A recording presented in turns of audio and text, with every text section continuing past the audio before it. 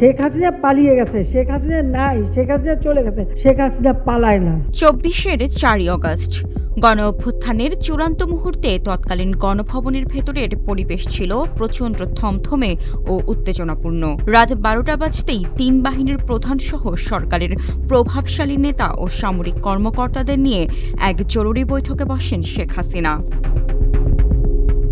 বৈঠকের এক পর্যায়ে প্রতিরক্ষা বিষয়ক উপদেষ্টা তারিক আহমেদ সিদ্দিক শেখ হাসিনার সামনে পদত্যাগের বিষয়টি তোলেন, কিন্তু এতে চটে যান শেখ হাসিনা। স্পষ্ট জানিয়ে দেন, যাই হোক না কেন তিনি কোনোভাবেই ক্ষমতা ছাড়বেন না। উল্টো সেনাপ্রধানকে মেরুদণ্ড শক্ত করে কঠোর হাতে বিক্ষোভ দমনের নির্দেশ দেন।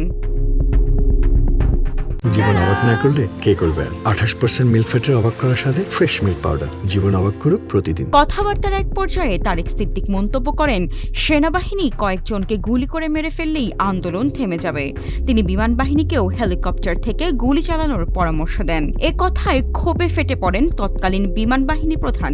শেখ হাসিনাকে উদ্দেশ্য করে তিনি সরাসরি বলেন, তারিক সিদ্দিক আপনাকে ডুবিয়েছে আর সামনে আরও ডুবাবে।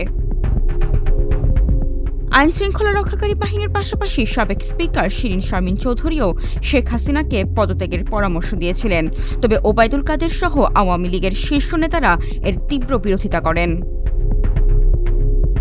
সব নাটকীয়তার অবসান ঘটে পরদিন, অর্থাৎ 5 আগস্ট সকালে।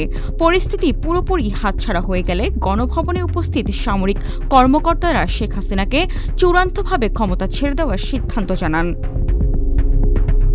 আন্তর্জাতিক অপরাধ ট্রাইব্যুনালের শুনানিতে চানখারপুলের মানবতাবিরোধী অপরাধের মামলায় আনুষ্ঠানিক অভিযোগ তুলে ধরার সময় সাবেক চিফ প্রসিকিউটর তাজুল ইসলাম গণভবনের সেই ভয়ঙ্কর রাতের এসব গোপন তথ্য প্রকাশ্যে আনেন।